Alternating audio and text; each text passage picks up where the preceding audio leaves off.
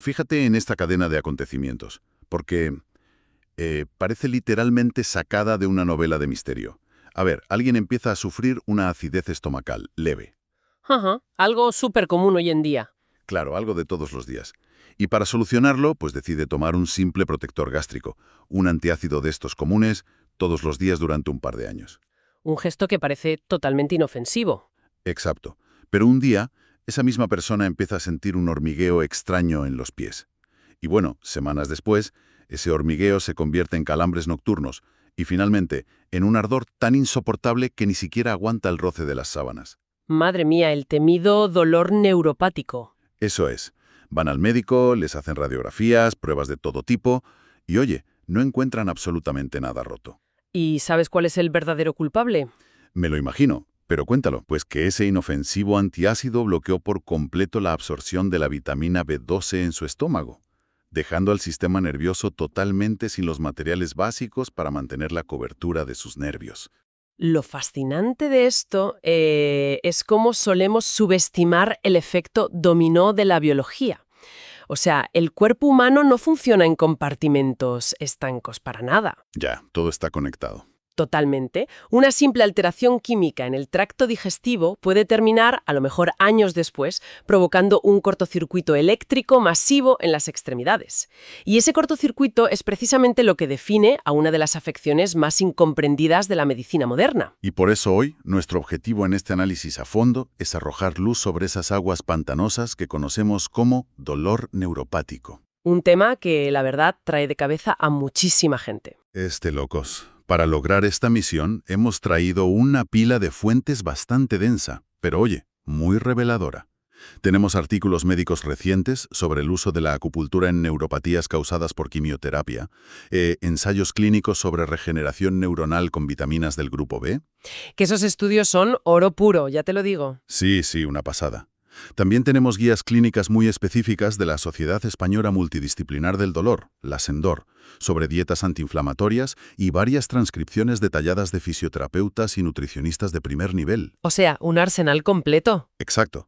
La idea es extraer el conocimiento más vanguardista para cualquier persona que nos escuche y haya sentido alguna vez ese ardor inexplicable, decirle que hay esperanza, que no se trata solo de silenciar el dolor, sino de reconstruir el sistema. Y si conectamos todos estos datos con el panorama general, la verdad es que emerge un mensaje muy claro. Los nervios, en contra de lo que se creía, tienen la capacidad de regenerarse.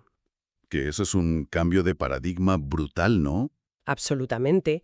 Durante décadas, la comunidad médica pensaba que el tejido nervioso periférico dañado era poco menos que una causa perdida, un daño permanente con el que, bueno, el paciente tenía que aprender a convivir y punto. Ya, resignarse y tomar pastillas.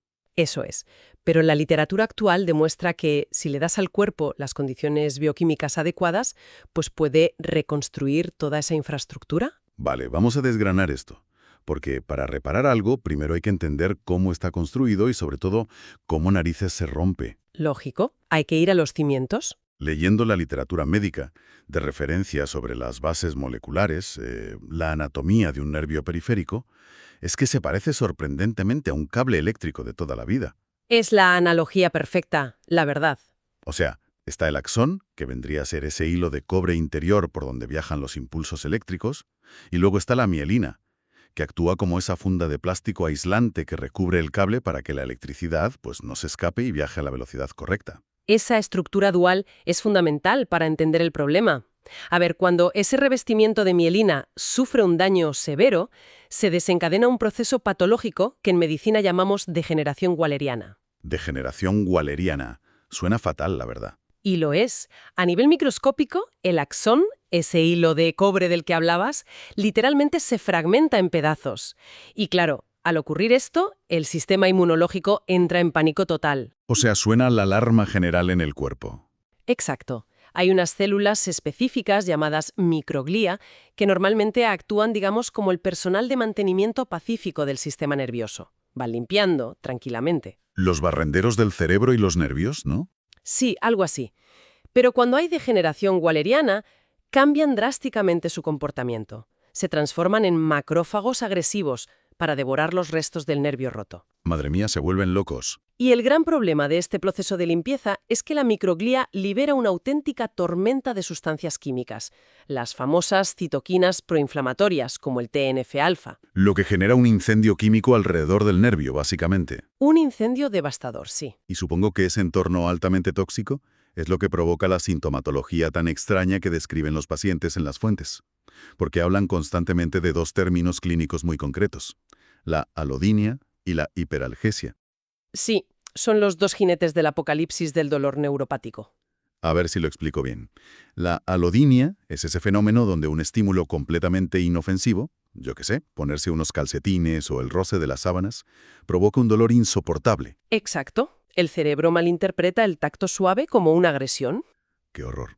Y la hiperalgesia sería cuando un golpe súper leve, que normalmente apenas te molestaría un poco, se siente como, no sé, como un martillazo directo al hueso. Eso es. El nervio, al estar desprovisto de su aislante plástico y sumergido en ese caldo inflamatorio que decíamos, se vuelve hipersensible y, claro, empieza a disparar impulsos eléctricos de forma totalmente caótica. ¿Y qué causa este daño original en la mielina? Porque las fuentes mencionan desde la toxicidad celular por quimioterapia hasta traumas físicos severos o déficits de vitaminas como el de la B12 que comentábamos antes. Sí, las causas son súper variadas.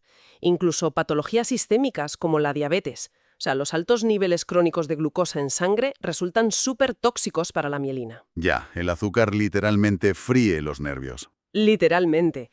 Y fíjate, también puede ser una sensibilidad al gluten no diagnosticada, que mantiene al sistema inmune en un estado de alerta constante, atacando por error a los propios tejidos nerviosos. Entonces, a ver, es como si el sistema de alarma de una casa se estropeara por completo.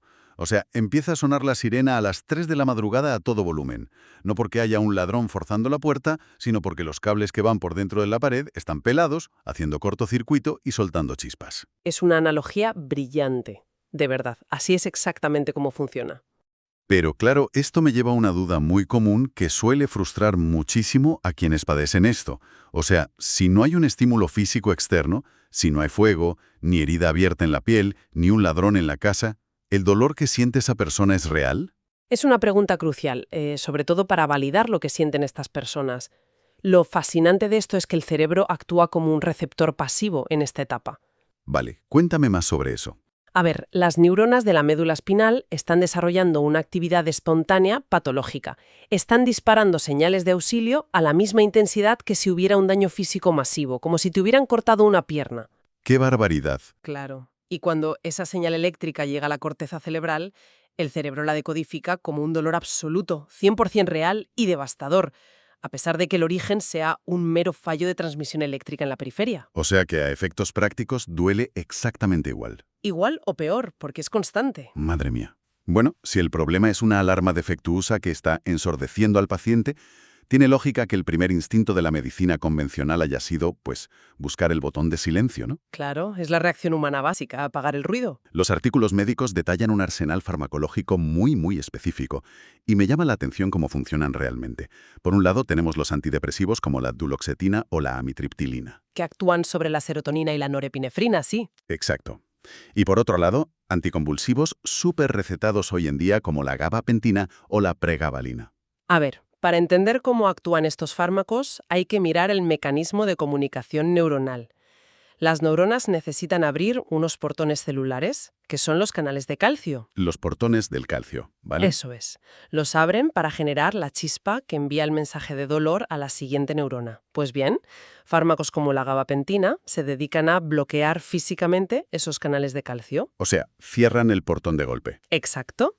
Y al no haber chispa, la señal de dolor no puede viajar hacia el cerebro. También, en casos más severos, se recurre a analgésicos opioides como la metadona, que además es un antagonista NMDA, o agentes tópicos locales como la lidocaína o la capsaicina. Pero a ver, si conectamos esto con lo que decíamos antes de la casa en llamas, dar estos fármacos es literalmente quitarle las pilas a la alarma de incendios para poder dormir por la noche, pero dejando que el fuego siga quemando tranquilamente los cimientos de la cocina. Totalmente. O sea, no es una estrategia condenada al fracaso a largo plazo. Por lo que describen las fuentes, al deprimir el sistema nervioso central, el paciente experimenta efectos secundarios horribles, como niebla mental o fatiga extrema. Pero el nervio dañado sigue ahí, pelado y rodeado de inflamación. Me hace gracia la analogía porque es que es así de crudo. Tienes toda la razón. Y el fracaso a largo plazo de esta estrategia puramente supresora es súper evidente en la investigación. Claro, el cuerpo se acostumbra, ¿no? Exacto. El cuerpo humano es excepcionalmente adaptable. Con el tiempo crea una tolerancia bestial a estos bloqueos químicos. El paciente acaba requiriendo dosis cada vez más y más altas de gabapentina u opioides simplemente para mantener el mismo nivel de alivio. Mientras el nervio por debajo se sigue pudriendo. Literalmente, mientras el daño celular subyacente sigue avanzando. De hecho, los datos son demoledores. Solo entre el 40 y el 60% de los pacientes logran un alivio que pueda considerarse siquiera parcial. Solo la mitad. Es poquísimo. Es inaceptable, y esto ha obligado a la ciencia a cambiar de rumbo, dejar de apagar la alarma y empezar, por fin, a apagar el incendio celular. Y aquí es donde las fuentes dan un giro que me parece fascinante, hacia la nutrición y la bioquímica. Porque claro, ya que hemos establecido que necesitamos apagar el fuego, pasamos a la herramienta número 1 para hacerlo. La dieta, sin duda. Y la investigación clínica apunta a un proceso destructivo llamado glicación, que suena a algo de repostería, pero no tiene nada de dulce. No, de dulce no tiene nada. A ver, la glicación es un mecanismo celular devastador para los nervios. Cuando hay un exceso crónico de glucosa circulando por la sangre, esas moléculas de azúcar se adhieren físicamente a las proteínas de los nervios. O sea, ¿se pegan como pegamento? Peor, es una reacción química idéntica a la que ocurre cuando caramelizamos una cebolla en la sartén. Ostras, o sea que nos estamos caramelizando por dentro. Literalmente. El tejido nervioso, que debería ser súper flexible y conductivo, se cocina, se vuelve rígido, disfuncional y altamente propenso a inflamarse. ¡Qué imagen tan gráfica! Bueno, pues para contrarrestar esta caramelización tóxica, el Decálogo de la Sociedad Española Multidisciplinar del Dolor establece un protocolo muy claro. Y está basado en algo muy nuestro, la dieta mediterránea. Que es una maravilla a nivel antiinflamatorio. Ya te digo, enfatizan el consumo masivo de fibra, de aceite de oliva virgen extra y ácidos grasos omega 3 de cadena larga, los que vienen del pescado azul. Fundamental para reparar las membranas celulares. Pero fíjate, me pareció muy interesante cómo las guías de la SEMDOR desmontan ciertas modas que hay ahora en Internet. Aclaran explícitamente que eliminar el gluten o los lácteos por defecto no tiene ninguna base científica para tratar la neuropatía. A menos que haya una intolerancia real diagnosticada, claro. Eso es. De hecho, señalan que los lácteos fermentados, como el kéfir o el yogur, son herramientas vitales para la microbiota intestinal. Y esto es clave, ¿eh? El eje intestino-cerebro dicta en gran medida la respuesta inflamatoria de todo nuestro organismo. Una microbiota pobre genera inflamación sistémica, que acaba llegando a los cables pelados, a los nervios periféricos. Todo suma, desde luego, pero la investigación va un paso más allá de la dieta general y aísla compuestos en 4 superalimentos concretos que, según los ensayos clínicos, tienen un impacto clínico directo. O sea, aquí la lista de la compra se convierte en un botiquín médico. Totalmente. Empezamos con el magnesio. Venga, el primer grupo son las verduras de hoja verde, que destacan por su altísimo contenido en magnesio. ¿Qué le hace el magnesio al nervio? Pues mira, el magnesio actúa como un estabilizador maestro. Las membranas de los nervios inflamados son muy inestables. Dejan entrar y salir iones de forma totalmente descontrolada. ¿Como una puerta rota batiendo con el viento? Tal cual. Pues el magnesio sella esas membranas. Y los estudios indican que niveles óptimos pueden reducir la inflamación del nervio hasta en un 30%. Un 30% solo comiendo espinacas y acelgas, no está nada mal. El segundo alimento clave que mencionan son las nueces. Ah, las nueces. Por su aporte de ácido alfa-linolénico, el famoso ALA, y potentes antioxidantes. Pero ojo aquí. Sí, hay un dato crucial en la literatura sobre esto. Advierten que no hay que comprarlas nunca ya picadas o molidas. Exacto. Es un error súper común. Si las compras picadas, esos aceites volátiles han estado expuestos al oxígeno del aire durante semanas. O sea que se oxidan. Se oxidan y se vuelven rancios. Y en lugar de ser antiinflamatorios, esos aceites generan más radicales libres en el cuerpo, echando más leña al fuego neuropático. Vaya tela. O sea, las nueces enteras y con cáscara, a poder ser. Vale, otro compuesto que mencionan muchísimo en los estudios es el jengibre fresco. Sí, los gingeroles del jengibre fresco tienen un efecto dual buenísimo. Por un lado, bloquean múltiples vías inflamatorias a nivel bioquímico. Apagan fuegos pequeños. Eso es. Pero además actúan como vasodilatadores potentes. Piensa que un nervio dañado, en la punta de un dedo, necesita desesperadamente nutrientes y oxígeno para curarse. Pero en esa zona los capilares suelen estar súper cerrados. Claro, no llega la sangre. Pues el jengibre ayuda a abrir esas vías circulatorias periféricas para que el equipo de rescate, la sangre, pueda llegar a la zona cero. ¡Qué bueno! Y aquí es donde la cosa se pone realmente interesante, porque el cuarto elemento es la cúrcuma. O más bien, la necesidad absoluta de combinar la cúrcuma con la pimienta negra. Uf, este es mi tema favorito de biodisponibilidad. A ver, tengo una pregunta incisiva. Si alguien lee que la curcumina es buena para el dolor neuropático y dice, pues me voy a espolvorear un poco de polvo de cúrcuma en mi ensalada, así a lo loco, sin grasas ni nada, ¿qué ocurre realmente a nivel digestivo? Pues ocurre que esa persona está tirando el dinero y desperdiciando el producto por completo. Vaya, así de claro. Así de claro. A ver, la curcumina tiene el potencial brutal de cruzar la barrera sangre-nervio y neutralizar la inflamación directamente dentro del tejido neuronal. El problema es que su biodisponibilidad es bajísima. El cuerpo no la absorbe bien, entiendo. Nada bien.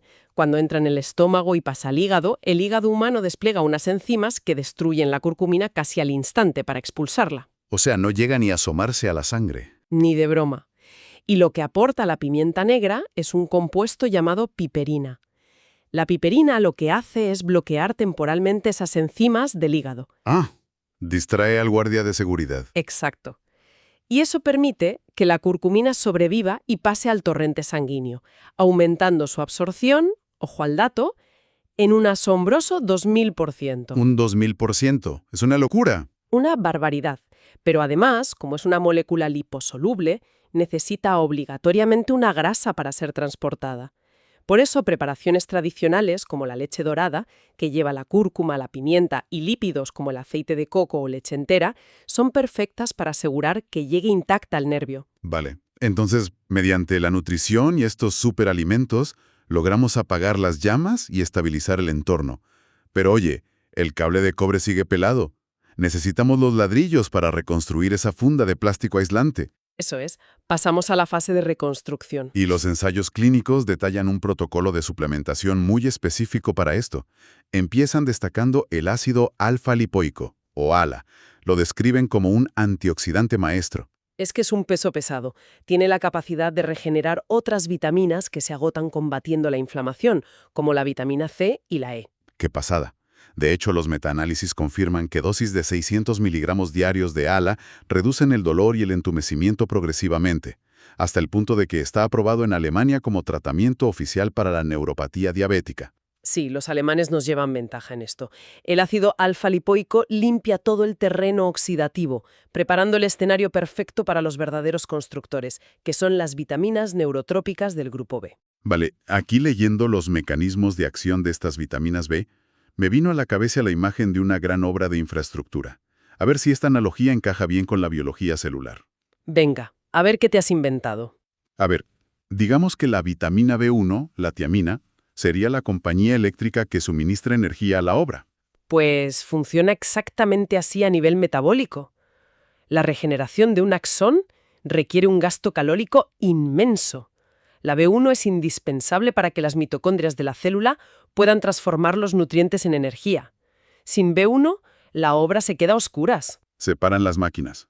Vale, luego estaría la B12, la cobalamina, que actuaría como la fábrica que produce directamente el plástico aislante del cable. Sí, la B12 es vital para promover la formación de mielina.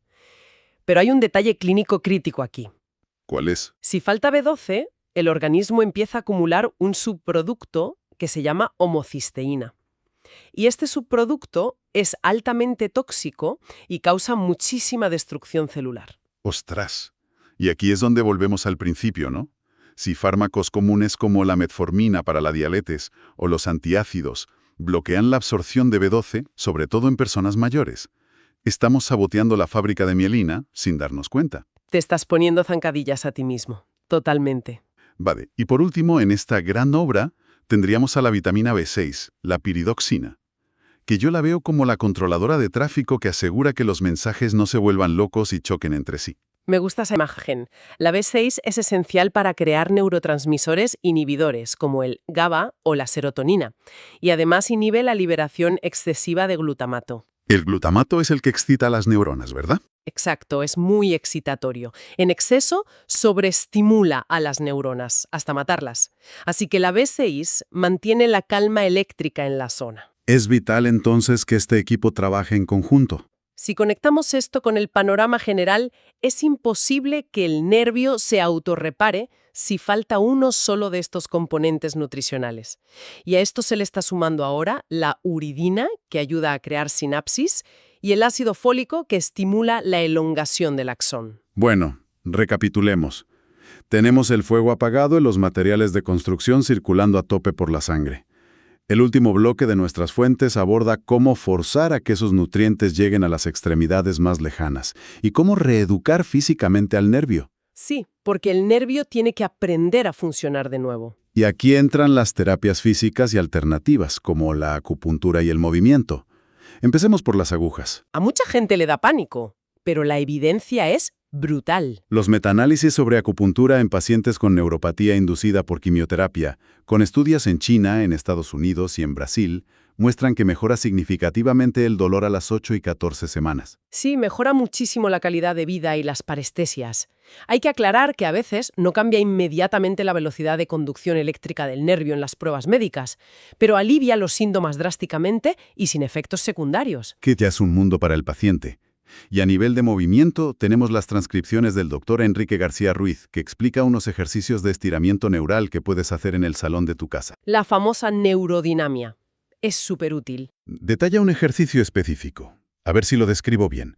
Te sientas, colocas el tobillo de la pierna afectada sobre la rodilla contraria, luego tiras de los dedos del pie hacia atrás con una mano y simultáneamente empujas la rodilla flexionada fuertemente hacia el suelo con la otra mano y aguantas 30 segundos haciendo series. Sí, esto estimula mecánicamente todo el trayecto del nervio ciático. Pero claro, aquí es donde me surge una objeción enorme, un pushback clarísimo. A ver, O sea, si yo tengo un cable dañado e inflamado, que me duele con solo mirarlo, ¿no es completamente contraproducente estirarlo físicamente de esa manera o clavarle agujas? Suena a método de tortura para un nervio ya de por sí ultrasensible. es una duda súper lógica, ¿eh? Parece una contradicción enorme, pero ese es el núcleo de la rehabilitación neurológica. ¿Por qué? Convénceme. A ver, el objetivo de hacer ese estiramiento suave o poner acupuntura no es romper más el tejido, es generar un microestímulo mecánico muy controlado. Vale. Y este microestímulo hace dos cosas vitales. Primero, estimula el flujo sanguíneo local, fuerza a que la sangre oxigenada, llena de esos nutrientes y vitaminas B que nos hemos tomado, penetre en los capilares más finos que rodean al nervio. Hace un efecto de bombeo como una esponja. Exacto. Y segundo, que es casi lo más importante, envía señales neuromoduladoras. Es decir, obliga al sistema nervioso central a procesar un estímulo táctil que es profundo, pero que no es dañino. Ah, para que se dé cuenta de que no hay peligro. Eso es. A través de la neuroplasticidad, el cerebro se reeduca, empieza a dejar de reaccionar de forma exagerada y el nervio aprende de nuevo a tolerar el movimiento y el tacto normal. O sea, le estamos perdiendo el miedo al movimiento bioquímicamente hablando. Totalmente. Pues a ver, si sintetizamos toda esta exploración a fondo, yo creo que el mensaje principal es que el dolor neuropático no tiene por qué ser una cadena perpetua a base de analgésicos. Para nada. Es una degeneración del revestimiento de los nervios que provoca esos cortocircuitos. Y para tratarlo de raíz, pues hemos visto que se debe apagar el fuego inflamatorio, ya sea con dieta mediterránea o especias activadas como la cúrcuma con la pimienta negra que hablábamos. Luego aportar los materiales de reconstrucción celular, el complejo B y el ácido alfa-lipoico. Y finalmente, reeducar ese nervio con fisioterapia o acupuntura, porque el conocimiento biológico detallado de nuestro cuerpo es poder. El dolor crónico se combate muchísimo mejor con un cuerpo bien nutrido y en movimiento, siempre bajo supervisión médica, por supuesto. Siempre. Y para terminar, consideremos lo siguiente, cerrando el círculo de lo que hablábamos al principio. Si algo tan aparentemente simple como una deficiencia de ácido estomacal por tomar un antiácido común cada día puede impedir que absorbamos la vitamina B12 y desencadenar años de dolor neuropático crónico, Es que te paras a pensarlo y da vértigo. pues sí. ¿Cuántos otros grandes misterios médicos de nuestro cuerpo son simplemente una reacción en cadena iniciada por algo que decidimos o no decidimos poner en nuestro plato el día de hoy? Es para darle una vuelta. Desde luego que sí. Bueno, ha sido un verdadero placer diseccionar todo esto. Como siempre, nos encanta compartir estos descubrimientos con quienes nos escuchan. Cuiden mucho esos cables internos y nos vemos en el próximo análisis. Hasta pronto. Hasta la próxima.